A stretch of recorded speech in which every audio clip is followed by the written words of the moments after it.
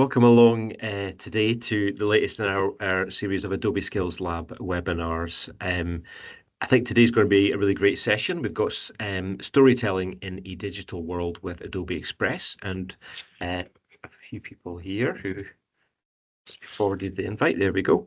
And I think it's really going to be a great session. We've got Mark Andrews, who's a digital evangelist, and we have his colleague Al Briggs, who's going to be helping out as well, and you'll be meeting them very soon.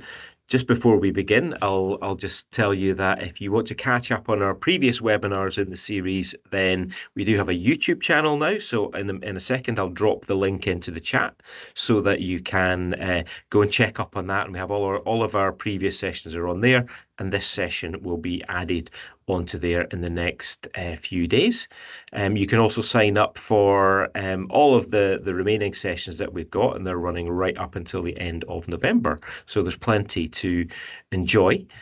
So without any further ado, I'm going to invite Mark on, who is going to begin by telling you all about digital storytelling. Great, thanks, Alistair. Hi, everyone. It's absolutely fantastic to be joining you and to be joining this series. And hopefully we're going to go on a bit of a journey today. I've heard that typically you're quite an interactive group, and so we'd love for you to dive into the chat and to give your comments, to give your feedback, to give your thoughts as we kind of explore this topic as well. And so, yeah, so we're going to be looking at digital storytelling in Adobe Express with the idea of actually how can you use Adobe Express and all of its tools and functions to kind of help you, your students, your fellow faculty, your learning designers, everyone kind of construct and tell their stories. And to help me to do this today, I'm absolutely delighted to be joined by my teammate. We're going to collaborate on this session from the other side of the world, Al Briggs. Hi, Al. Do you want to come and introduce yourself to everybody, to our UK audience? Hi, everyone over in the UK. It's very late here, but very early. Well, it's not early. It's almost midday there.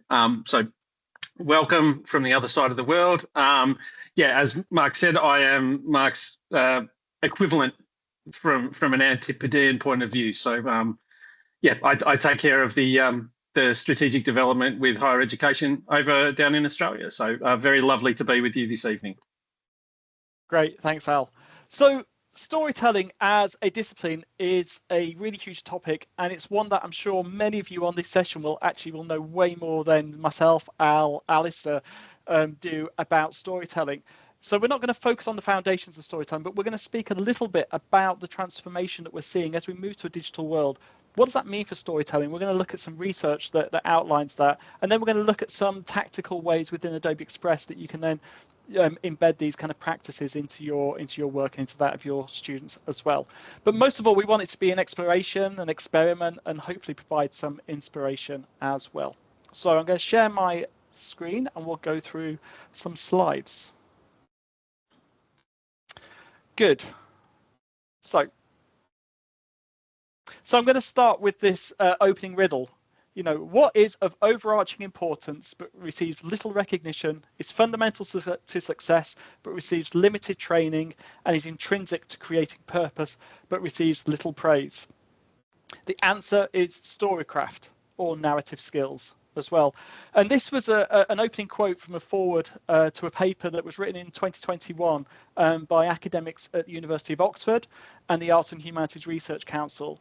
And really what they were doing here is this paper was looking at the role that storytelling plays within business, within life. And it's a fascinating read, and I'm going to use it quite a lot as we go through today. And I think the key term and the key points that the author's trying to get through here is the art of storytelling is so kind of intrinsic to who we are as humans that maybe we don't always kind of practice that muscle when we actually use it in work, when we use it in life as well. You know, we know that people will buy stories rather than just kind of figures. So it's kind of like, how do we then integrate that meaningfully into our work and practice? So perhaps as we start now, I want to, if possible, to get you guys to type into the chat. I'd love for you to share with us an example of a story that you're currently trying to tell. So what I'd like to is maybe think of a project, a piece of work that you're doing. Perhaps you're developing a module at the moment, and we know, as learning designers, that when we're developing modules, it massively helps if we can tell the story of the module. that students can buy into. Perhaps it's a piece of research you're working on. What's the story you're trying to tell with that research? Perhaps you're in a role where you're devising strategy and you need people to come on board for that strategy. What's that story you're trying to tell? And so I'd love for us just to kind of just think about that. So if you have any ideas, please put it into the chat. And Al, do you have any ideas at the moment? What stories are you working on?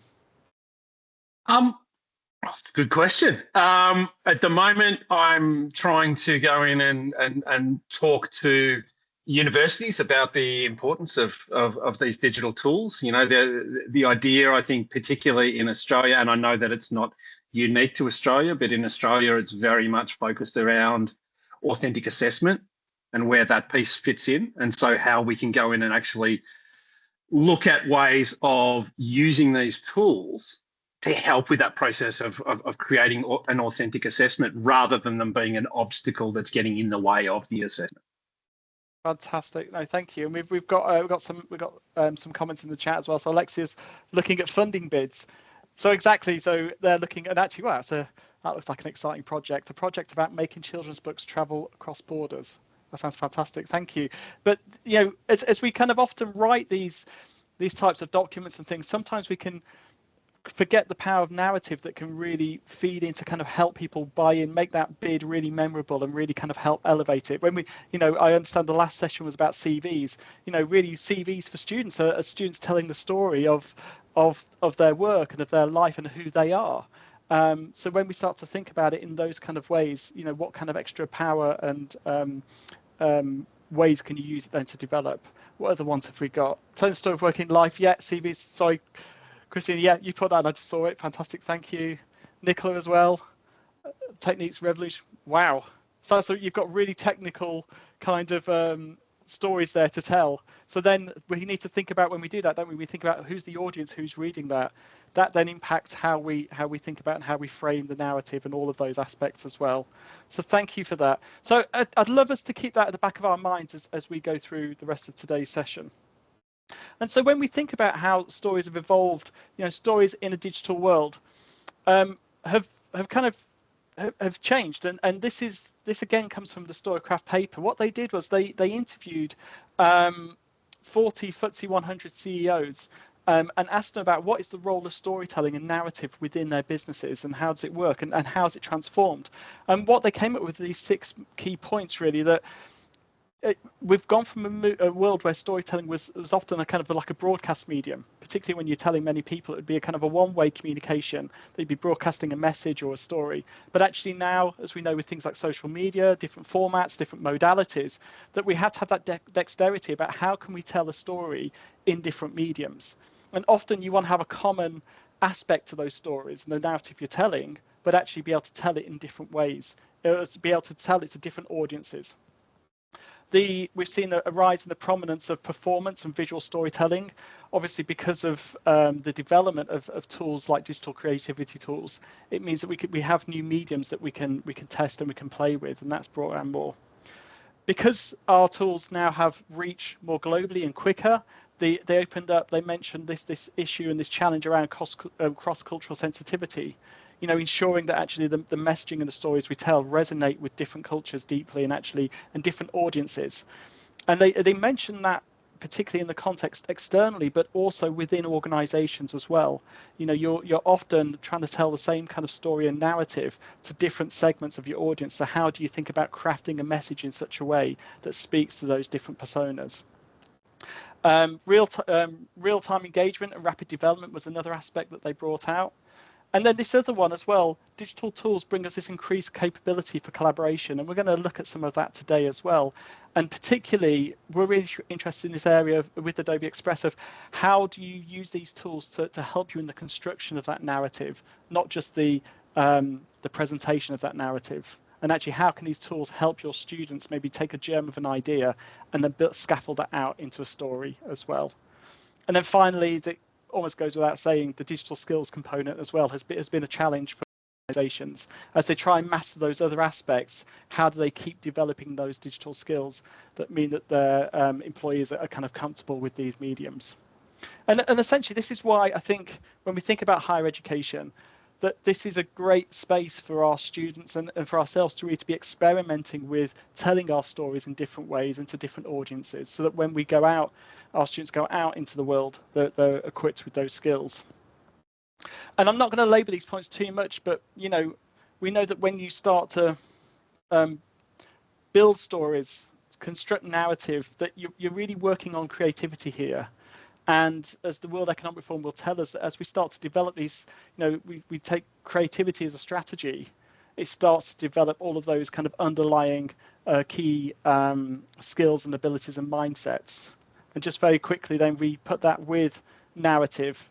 So we think creativity can sometimes feel like that kind of abstract process. That narrative skills is then the presentation of those processes as well. And equally, we can be developing some key skills as well. But this isn't just in a vacuum. We know that these skills actually are what employers are looking for. And that's partly the reason for that paper, the Storycraft paper, was really highlighting the role and importance that industry plays on these types of skills. And if we look at the World Economic Forum's Future Job Report, we can kind of see that it also ticks a lot of these kind of boxes of the skills that are on the rise. It talks about creative thinking, analytical thinking, technology literacy, curiosity, lifelong learning, resilience, and all the other things that go with that. And I'm sure we can all see that actually when we have a strategy that starts to bring storytelling and narrative right at the front, it can really start to help develop some of those other skills as well. And on that, I just want to promote at the moment as well, you've possibly heard of this, but we've recently launched the Adobe Creative Skills series. And these are a suite of micro-credentials modules based on Adobe Express that your students and yourselves, you can do to kind of learn how to tell stories with videos, to tell stories with graphics, to tell stories on social media, and to explore with things like generative AI as well. And I would absolutely encourage you, if you're really wanting to develop the skills of your students or of yourselves, that maybe you take a look at those micro-credentials as you go through as well. I'm going to skip that slide for the moment because I think I'm talking too much. Okay, so let's now look at some examples of actually students and faculty who have used these tools for telling stories in education. And many of these are being taken from our Adobe Digital Edge Awards. And there's a website there that actually has a listing of a lot of these examples. So if you're looking for inspiration or you're wanting your students to get ideas of how they might use some of these tools, that website's a really good one to go to as you go through. So the first one I want to show you actually is from a graphic design student. And hopefully you can see this clearly. Melissa from the University of Ulster, she was looking at the issue of ADHD in women and the way that it's represented in society, and was really looking at how could she develop some digital artifacts that would help kind of explain to kind of change the image of women with ADHD so that the attitudes would change. And what she developed here was a really nice, clear, simple graphical story that essentially told the story, and it was also acted as an education aid, so that as you kind of clicked on these content, as you went through these cards, there was a graphic on one side and on the other side a description of what it's describing and what it actually means.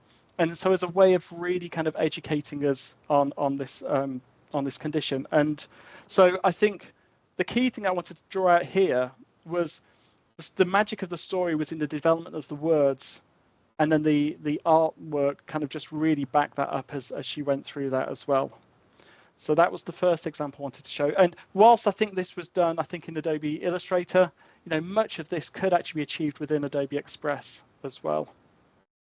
The next one I wanted to show was long form writing. So within Adobe Express, and we're going to show it in a minute, we have a tool called Express Page. And what this is a platform that allows you and your students to create long form stories. Think about it like web blogs and things like that. And the sports department at VCU were looking at how to use it to have their students kind of share their own stories. And two examples I want to share with you was this one. This first one's by Hayden Thompson, and Hayden is an aspiring athlete. And he essentially used this opportunity to write a story reflecting on himself and reflecting where he was in his life, and made it really personable. And hopefully you can see that with the Express page, he was able to intermingle images, key images that have kind of inspired him in his life, and some of the key challenges that he's had in his life. So he writes a very personable account about what it was like for him growing up and really where he's at. And then this example from Chaz Coleman takes a more analytical approach. Chaz, I think, wants to become a coach within the NFL, but found that his options and opportunities were limited. And so he dug into that. And so he did quite a lot looking into himself, looking into the rules of the NFL, and then started to bring into data to see, well, what were the opportunities for him to actually become a coach in the NFL? So brought data into the mix as well. And so this platform can be really helpful for actually having your students compile evidence, compile ideas, and create stories through that.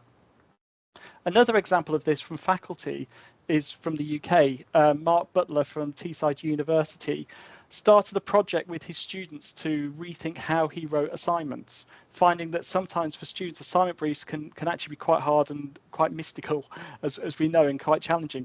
And so did a piece of work to think, well, what would it look like if I made it an express page and actually told the story of the assessment? And this is his work, providing detail on their master's project. And so within this, he obviously outlines what they're expected to do, bits about their methodology, but he also provides links to other pieces of content, includes videos in here as well, and really creates something that the students can keep going back to and is quite a helpful resource to them. And I think he conducted some research about how students found this approach, and overwhelmingly students found this approach a lot more humanizing than actually the previous kind of the standard assessment brief approach. So we will dig into how to actually build those pages in a moment, but just a couple more examples. Video is obviously a big part at the moment of telling stories, and I'm going to play a quick video from Sarah Bradshaw. So Sarah Bradshaw from the University of Huddersfield was an architecture student who was looking at her final project, and she had a discussion with her supervisor, and the supervisor realized that Sarah didn't love writing, but Sarah was really good at telling poems and writing in poems and putting visuals to those as well. And so what she did for part of her inspiration was actually to produce a video. It was her way of actually exploring the problem, which actually helped her land on her solution. And then she created other kind of videos. So this website's got a video of Sarah talking through her experience, but it also has this video here, which I think is quite a powerful kind of trailer, if you like, for her work. So I'll just play some of that for you now.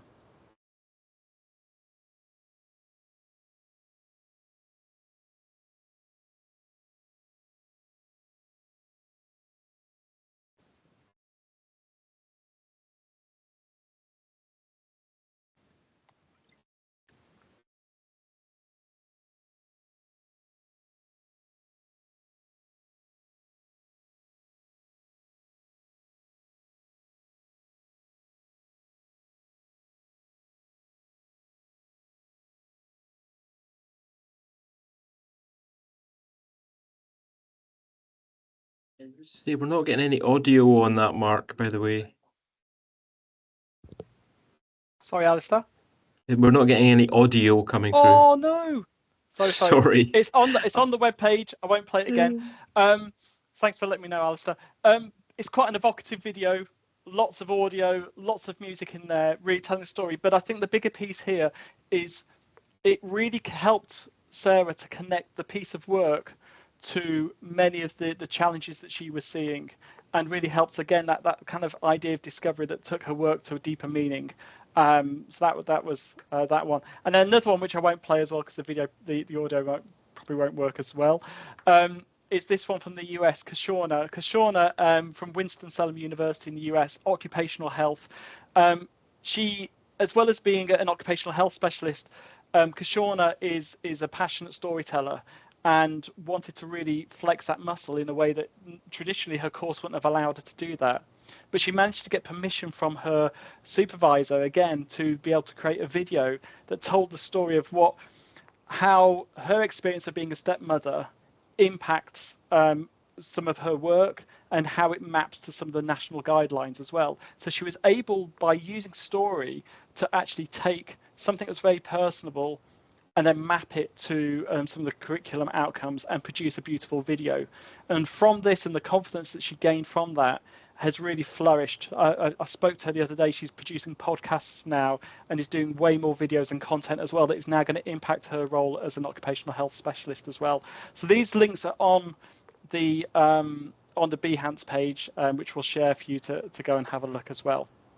So I think that's enough talking from me. Let's now move into some kind of practice and think through actually what can this look like. So first of all, I mentioned about how we can use these tools in helping actually both develop our narrative and seek inspiration as well. And if we think about this with students, and 3 simple ways that Express can help us with that is actually even just searching for templates and for assets as they're working on projects. If the assets don't exist, we can have it generating templates. And if we just put this into practice, you've all got access to Adobe Express now. And so if we come to the homepage of Adobe Express, and maybe we're not sure how we want our story to look. Our students might be thinking, how do I want my story to look? Some of the stories that you've put in the chat, you might not be too sure. You can just start to type it into here. So for example, maybe I'm doing a history project of Romans in the UK. So I could type, the Romans in the UK. And straight away, that searches the whole Adobe Express library of content, of templates, of videos, which can act as a starting point for doing projects. So straight away, it's found me, lots of content, but it's found me templates, it's found me photos, and it will find me videos as well that I can use to put into my projects. And maybe these are starting points for projects. Perhaps I'm a medical student and I'm looking, at, heart conditions in children, for example. It will then find us templates. It will find us images that we can use as well. So it's found me some templates, that might help. So maybe the students are producing a public health campaign document or some patient information leaflets and things like that as well. And then, perhaps I'm doing something on bioscience.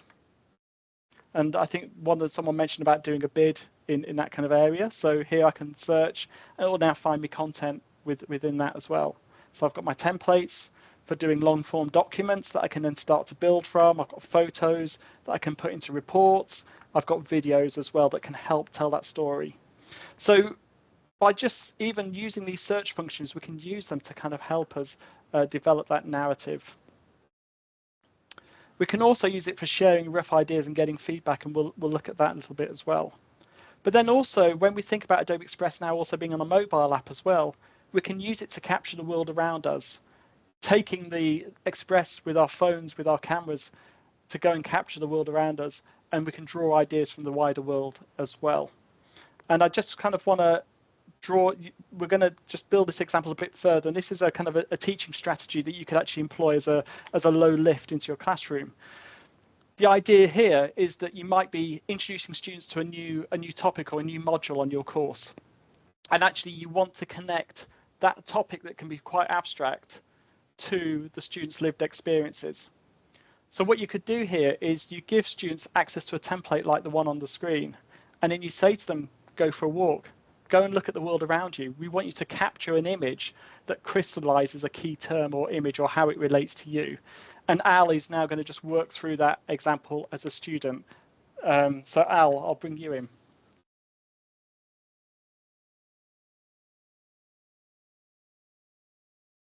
And you're muted.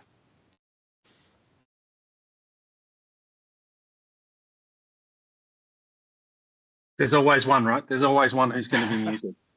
I apologise. Hopefully everyone can see my shared screen here. So Mark's shared this template. You can see there at the bottom right-hand corner of my screen, it says remix this design. Now, obviously, it's incredibly dark in Australia right now. It's 9:24 at night, so I can't go outside for a walk. Also, I would have issues tethering my computer. So what I did earlier today was go in and just have a sort of a wander around near my house. And the idea is about connection. So I'm just going to follow the instructions on screen. So you'll see as soon as I clicked on that remix this template, it opens up my own version and copy of this file in Adobe Express. I'm going to click on that object. I'm going to click on replace. And then I can go in and search through media. I can search photos. So if I want to go in and find something that exists through Adobe stock, I can go in and do that. If I've got my own, I can go in and upload that. If I'm doing this from my mobile device, I can even go in and just take a photo directly from my phone. And that's one of the really key things that we find is of value in education when you've got students doing in-place learning. In Australia, there is a very strong focus on connection to place and connection to country. And it's a really fantastic way to go in and sort of get students working in the space rather than sitting back reflecting at the end of the day, what did we do in class again? You know, it's that idea of really having that momentum and building on it as you go. So I'm going to go in and upload from device. I'm going to go into my downloads folder and jump in and grab this one. You see, I uploaded it just 25 minutes ago. And this to me, very close to rivers within Australia. I've always lived in Melbourne, and we've got a lot of waterways. And so when I see a eucalyptus tree, that to me is my connection point. When I'm walking of an evening and you get that sort of eucalyptus smell in the air, that's that sort of sense of place and knowing for me. So I could go in and then just in here where we've got the enter your description for the photo here, I could go in and literally just double click in there and start typing in something around why this connects. And you can sort of see the value there of how that would work. So these are my value and connection to the land So Al, I live Al, on. as you're doing that, you know, hopefully people can see how these kind of really simple low lift activities, you know, once you've now created that, you can then be sharing that on a Teams channel, on the LMS. And so particularly when you're trying to get ideas and Canvas ideas from students that connect themselves to the module content, actually getting students, as you say, to kind of connect with their locality and their place. It's a big thing in the UK as well. Is really useful. So yeah, so you're going through the share process. Yeah. And so you can share it. You can share the file directly with other people. So you know that could be the student sharing it with the teachers or vice versa. You can save it to the cloud. You can create it as a template, which is what Mark's done to go in and share it with us. That then means that people can go in and remix it. You can go in and set it up so that it's a view-only link. You can have it so that people can go in and make comments on it. What I'm going to do right here is go under the download button at the top there and just download it as a PNG. And when I download that file is now downloaded onto my computer. And I can, for example, if we were doing this as a workshop in class, I could now go in and upload that directly into the chat. And you'll all go in and see, hopefully in a second or so, my image. Great. Thanks, Al. So I think, you know, so I think this activity, whilst it probably seems super simple, and I think it is, that's the genius of these kind of activities, it enables students to kind of marry the course content with both a visual, but then also a textual description, which then allows them to come into it. And just from my side here, the way that we create these templates is so simple, is we obviously have some that you can search for and find, but you can just modify these aspects. And then, as Al says, we go to share, and then we go to make template. And that's essentially it. And then you can create a QR code for that within Express. Students can scan it with their phone when they're in lecture, and then it will load up on the mobile app as well. And you can do exactly the same workflow on the mobile app. So that's just a lightweight idea for how you might want to use Express and get students really thinking in terms of stories and connecting topics to stories. We can also create videos within Adobe Express. We're not going to go into that into detail today because I think that could be a whole session, but I just wanted to flag that, you know, the video that Kashona made was made within Adobe Express, and many of the other content that we do as well comes within Adobe Express. We're now going to move on to building long form stories. So I showed you two examples earlier on, one of Mark Butler at Teesside, the students at VCU. And so I'm going to hand it over to Al again now, who's going to show us how to construct a story within Adobe Express page. So Al, over to you again. Thank you, Mark. I'm just going to share my screen again. And this time I'm going to go from my home screen in Adobe Express.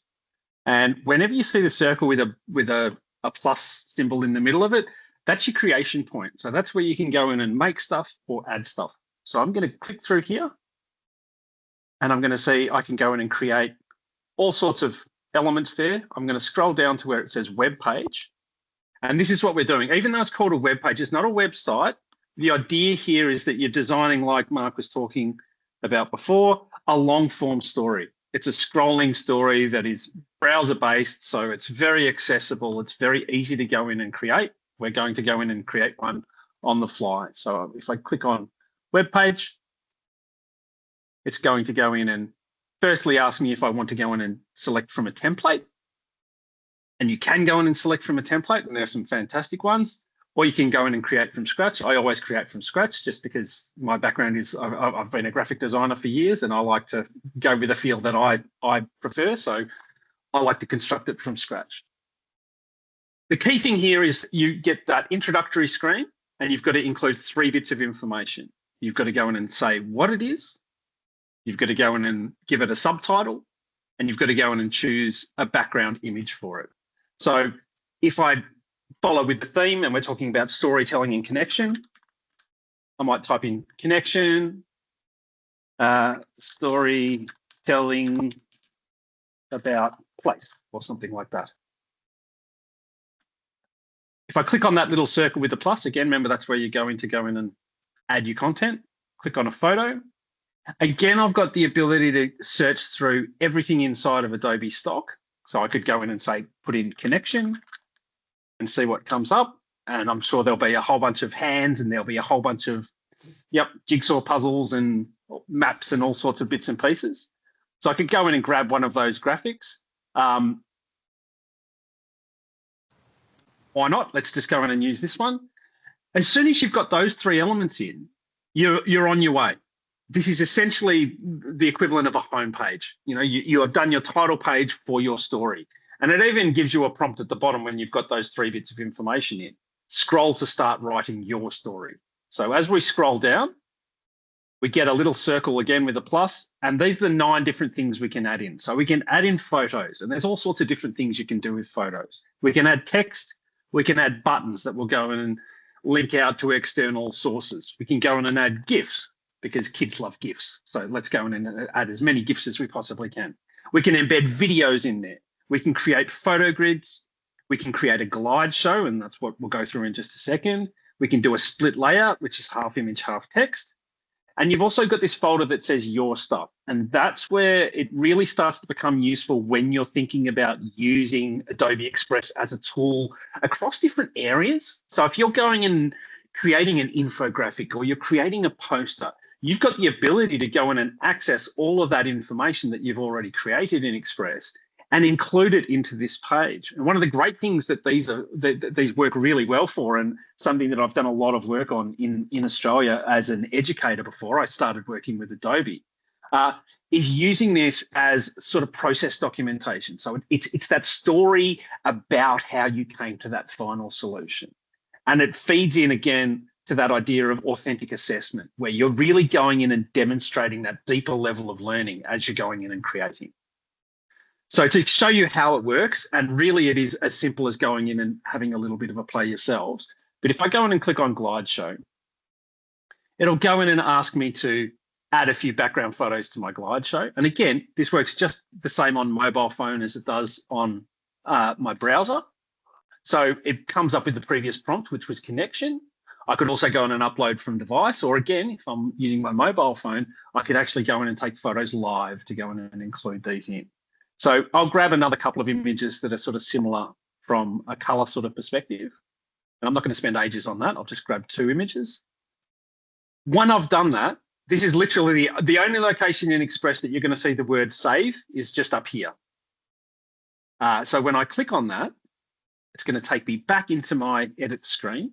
And you'll see I've got this semi-transparent text box that's sitting over on the left with my image.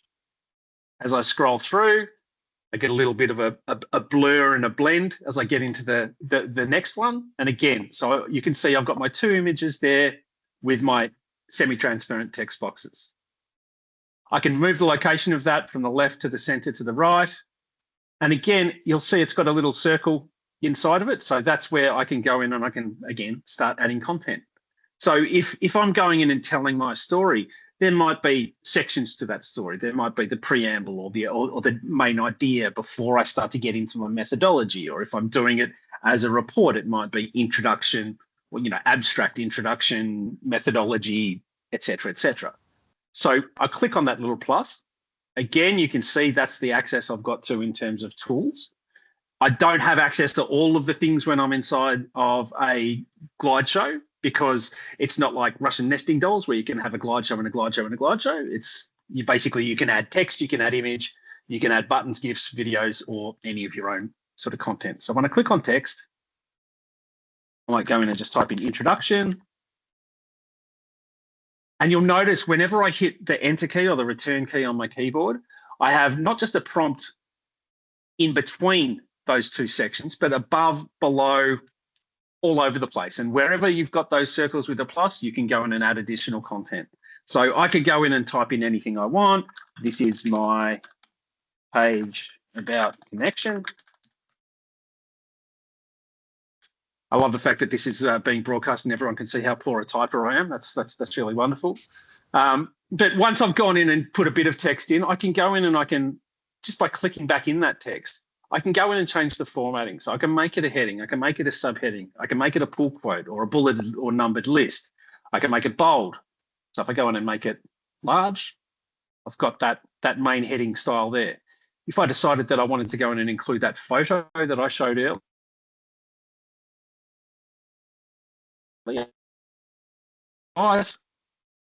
go to the image of my tree, and you'll see it's now bringing that in. And it's really that simple. The page is as long as your story is. So it's something that can evolve with you.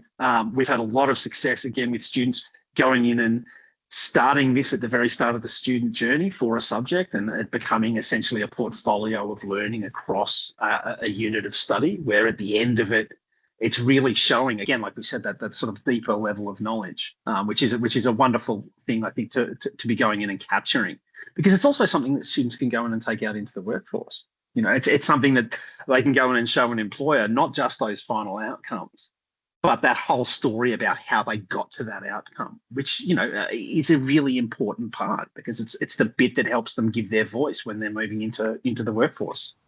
Yeah, and I think, Al, just to add to that, examples that, we've tried today, I think, to show you just a couple of really easy, low-lift ways of implementing Express into your courses. So the first one showed, but this is another one in that, you may at the moment set your students to write an essay, perhaps saying to the essays, so say put in the assessment brief, write an essay or create an Adobe Express page. That little switch, that little add of a clause within your assessment brief or activity brief means that you're giving the students a lot of freedom then about how they present their work. And we the feedback we have from students, from faculty, when they start to bring these workflows in and mainstream them, really impacts the motivation that students have around completing the work, because they start to take more ownership as they start to think about, well, who's my audience? How do I want to style this? What kind of imagery do I want to put into this? And it starts to really kind of bring it to life. I mean, I don't know if you've seen that as well, Al, in your work. Oh, look, absolutely. I think, the great thing that we found with it is that it's discipline independent.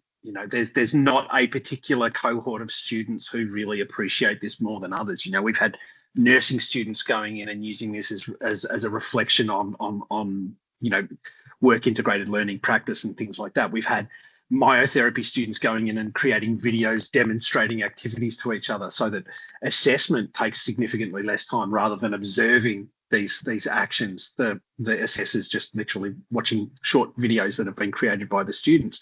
And the thing that I always find amazing about it is the humor that they bring.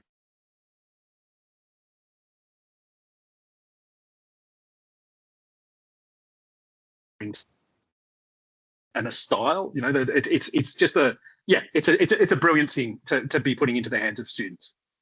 Right. Thanks. So let's complete this process. So, obviously, as you say, you can kind of iterate and you can keep adding content, and working over a course of a whole module as you're kind of developing this. But then how do I get this other people to be able to see this work? As I add content, I add buttons, I add links.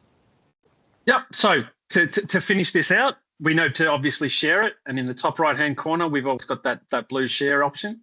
When I click on that share option, it's going to pop up with a screen. I can invite collaborators, so I can have other people potentially working on the web page, or I can just directly straight up publish it to the web. Give it a name. So we're going to call it Connection Workplace. I can add credits in if I need to go in and credit additional images that I've gone in and used from the internet or wherever else. I can go in and turn the author details on or off. Same as with the file that Mark created and shared earlier, you can allow others to remix, which will make this into a template that others can then go in and create. You can even put password protection on it if you want it only to be accessible by certain people. But when I click on Create Link, it's going to very, very quickly, and I'm assuming it's going to be very quick. My son is currently using his PlayStation 5, and so if my internet is a little slow, I do apologise. Yes, apparently Fortnite cannot cope without my son for a little while. Okay, so it's now done. That's ready to go. And what I've now got is a published link that I can go in and share. So if I copy that, just click on the little blue button to copy it. Firstly, I'm going to just paste it into the chat here. I can also paste that into a browser window.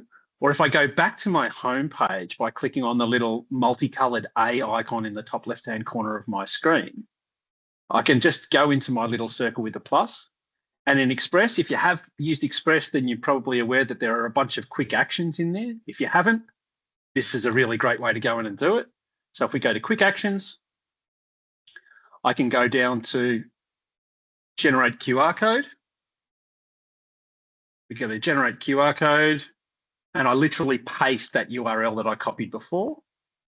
And you can then go in and share that. So it's something that I've done in my education practice. It's something that I will always do at the end of a session that I deliver with staff, is put the QR code up on the screen at the end of it and say, here's the resources for today's class. Then you're not having to go through the LMS. You're not having to worry about, it's that immediate contact point, and it means people can start creating from that second.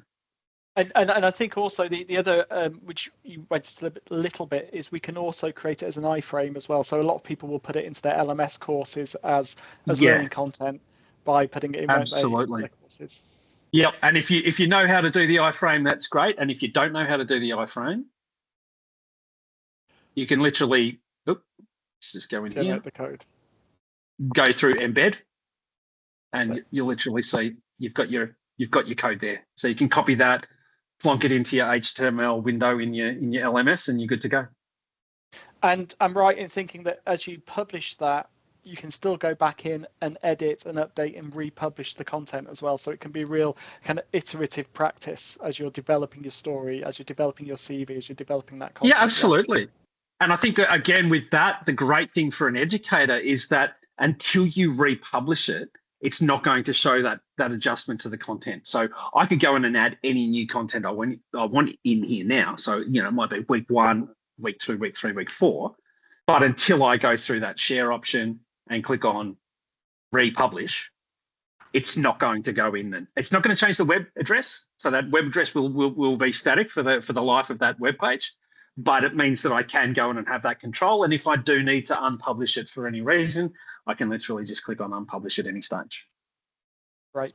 Thanks, Al. Let's move on to our last one then. So we've shown you 2 examples. One that involves images, and you can obviously go to town with that. One that light lift, one that shows how you can create long form kind of web content. And then the third one that we want to share with you is actually creating audio. So we also have a tool, telling narratives through podcasts. So we have a tool called Adobe Podcast, which you have access to as part of your Adobe Express kind of use through your institution. And so we're just going to quickly show you through that as well, because we think that creates a really low friction way for students and for faculty to be telling their stories. So I am going to stop sharing again and make sure I share my audio this time. There we go, include sound. I didn't click the magic link. There we go. Okay, and so to access this, it's a slightly different URL. It's podcast.adobe.com. And here, you've got three things you could do. You can enhance your speech. So if you have an audio file that's got lots of background noise, we've got a fantastic kind of AI algorithm that will analyze that and take out the background noise and make it sound like you're in a studio. And we know this gets used by companies and by organizations, media organizations, and people who use this when they've recorded an expert on a Zoom call or something, and they wanted it to sound like it's in a studio. They run it through this technology. You've got the studio piece, and then you've also got a mic check as well. So we're going to go into the studio and start a new project. And as that now loads up my new project, I'm now going to, I can now invite my guests. And so I can either invite guests by creating a link or by email. I'm just going to create a shareable link, and I will just share that with you, Al, in our Teams chat. I won't put it on the public one. There we go. Yep. And that will create a link that Al can now join me in the studio. So we just wait a second, and hopefully Al will come in. And what we're going to do is we're going to record a quick podcast that talks about, I was really inspired by a podcast actually from Harvard Business Review, IdeaCast. I don't know if anyone's seen it. It's fantastic. And it talked about how do you find joy at work? How can you do that? And so we've written a quick script that we're going to record really as a podcast. But you could do this in different ways. This could be you doing a research interview. This could be you having students, like medical students, discussing a particular case. It could be business students presenting an economical argument. So there's lots of ways that this can be used. What we've tried to do here is make a tool that's so easy to use that really anyone can do it. So I've added Al onto there. I can see Al has joined, and I'm simply going to hit record, and we're going to record this podcast. So ready to go, Al? Ready to go. So we're now recording. So reflecting on the question of when are you at your most creative may seem like a rather superficial question, but working this out can be a key factor in problem solving and to finding joy in your work and study. In a recent Harvard Business Review podcast, Daisy Dominguez discussed how creativity and enjoyment at work are connected. She shared tips to boost this creativity and enjoyment. So we need to adopt a beginner's mindset. We should take time out to reflect in different environments, to stay curious and to open ourselves to new perspectives and opportunities. And on a personal level, seeking opportunities to share joy and give gratitude, perhaps via internal channels, or even by having a dedicated channel for celebrating small victories with others, can be a great repository of inspiration, confidence, and spurring future ideas. Fantastic. I think we're going to stop there. So really short, because you don't really want to just hear us do a podcast. So we've just done that short podcast. It's now uploading that into the Adobe podcast, and then it will transcribe it as well as we go through. So in true Blue Peter style, I'm going to say, here's one that I made earlier. Actually, it's doing it really quickly, but we'll go to the one that we did earlier. Studio. So me and Al recorded this a couple of hours ago as well, and this is the final output that you get. So the nice thing about this is we're all used to editing podcasts, aren't we, where you get these waves and you have to find the ums and the ahs and take it out. But what this does is it actually transcribes the podcast. So I can play Hello this now. And welcome to this podcast. So when are you at your most creative, and why does this even matter? Reflecting on the question of when are you at your most creative? So you can see first and foremost, I've made a bit of an error there. Like I've gone, what are you, when are you most creative? So a bit like on a Word document, if I now want to get rid of that, I can just press delete. And so now I'll play that again. Reflecting on the question of when are you at your most creative may seem like a rather superficial question. And so you can see now how you can actually edit podcasts by just editing the text. If I wanted to move sections around, perhaps wanted to reorder or restructure it, we can just move bits of copy of text up and it will restructure the whole podcast for me. In addition to that is we have this fantastic enhanced speech tool as well. So if I just play a bit of this without that. Hello and welcome to this podcast. So when are you at your most creative, and why does this even matter? And you can see reflecting on the visibly question how of that changes when are you at your most quality of creative. the audio and gives it that kind of professional feel, which hopefully gives your students and your faculty lots of confidence to actually create podcasts. And then we can add music to this, because we know podcasts actually, as soon as you start to add a bit of music, you start to add a bit of drama. And so here we've got baseline, and we can try different types of audio. Let's see what that sounds like. Kind of like a bit of a. Should we go for that one, Al? Yeah. Yeah, let's do it. Let's do it. Okay, so we can add that in to our podcast, and it inserts it, and then we can again move that around where do we want it to be. So if I wanted to, we could have it set it as background music. So either by default it will play the audio at the beginning. So if you've got an intro title that you want before you even start talking, it'll play it there, or we can set it as background. So I'm going to set that as background. I'm going to fade that in, and then this should now all come together. Hello and welcome to this podcast. So, when are you at your most creative, and why does this even matter? Reflecting on the question of when are you at your most creative may seem like a rather superficial question, but working this out can actually be a key factor in problem solving and in finding joy in your work and study. In a recent Harvard Business. So you can see how we just really quickly just recorded ourselves talking. We can edit it with text. We can then throw in some audio and some music that's already there. And in fact, if we've taken audio from another source beforehand, you can actually upload external audio into this as well. So you can really use it as a kind of a mixing environment to really have your students and faculty creating new and original content as well. And then when you're finished, you can then download and you can share as well. The other thing that's good about this is this share template feature. So if you're a member of faculty and actually you want your students to work on their presentation skills or their confidence in answering questions, you can actually pre-populate a template with you asking those questions and then have students coming in and practicing answering those questions as well, and actually doing it as an audio kind of exchange. So think about how these multimodal ways might actually be useful to you as you're kind of working with your students as you go through. And Al, is there anything else with this you wanted to highlight, or was that everything? I just think the fact that when you're going in doing it, you can have, you can see that it's got Mark's icon and my icon, and it's separated that audio brilliantly. So if you did need to go in and remove a section or put all of the questions together, you can go in and do that reordering really easily. So imagine if you're going in and delivering an online class or a lecture to students, and you want to go in and just do a very quick snippet of, the key takeaways. You can do that in literally 2 minutes just by highlighting the sentences, copying them, pasting them into a new form. And it's just such a massive time saver. And again, that idea of introducing students to that multimodality is going to encourage them to do the same in their own practice. Great. Thank you, Al. So that brings us pretty much to time. So we're happy to stay on if there's any particular questions. Alistair, I don't know if there's anything that you would like us to cover or go over, or is there anything you'd like to say? But we are we're done. Just as we do go, just things that we would love to learn from you is we see examples of these tools being used across different parts of education. We'd love to hear about your experiences. So please, if today's session has given you any kind of ideas or thoughts of how you might use it, please share it with us. Share your experiences with us. We learn from you guys as much as hopefully you learn from us as well. And bring in obviously a lot of the other skills that you've seen in the other kind of videos, in the other webinars that the Excellent CSM team have been running, because they all kind of integrate into this overall kind of narrative piece. And so we'd love to learn from you on that.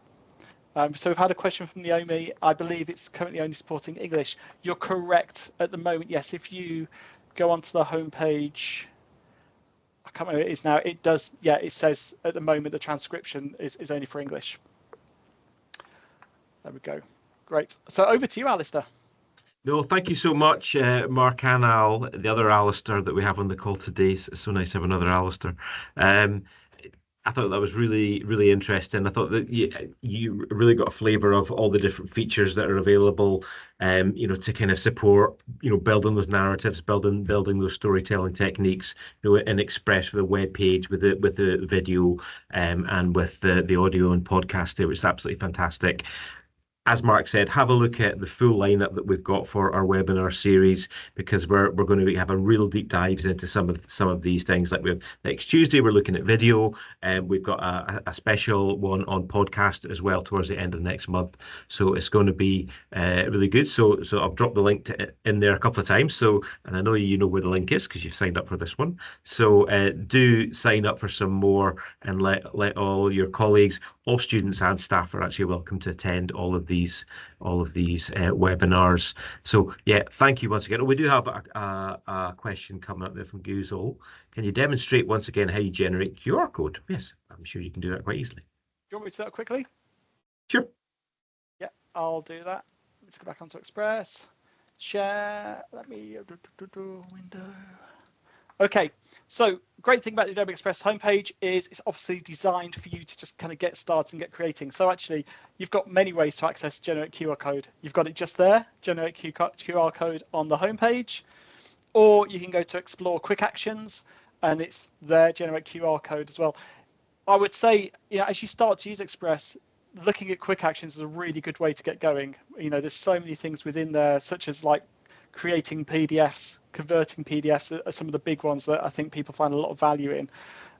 You can create accessible PDFs through this tool as well. But creating QR code, generate QR code, pasting the URL. So that was my invitation link for that podcast recording. You can style it if you want and give it a little bit of swagger, if you want your QR code to have swagger, the color that you'd like it to be. And then if you're putting it into a design that you're going to be using elsewhere, you can just open in editor and it will open it within the Express editor, or just download it as well. Okay, hopefully that answers that question. I love that feature. I've used that so many times, actually, the QR code, and a lot of people don't know it's there, so it's definitely super, super good. And there's new features coming to Express all the time as well, and improvements. Literally, while I was on this call, I got an email about another improvement on sharing around our web pages as well. So it's literally improving all the time.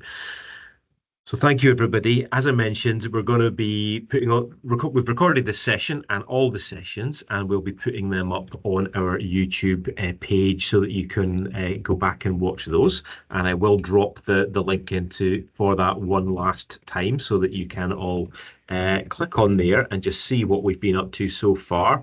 And you can watch those sessions and maybe share them around with your colleagues as well. But thank you so much for coming along today. Thank you to Mark and Al, and I look forward to seeing you all at the next session. Thanks very much. Thanks, everyone. Thanks, everyone.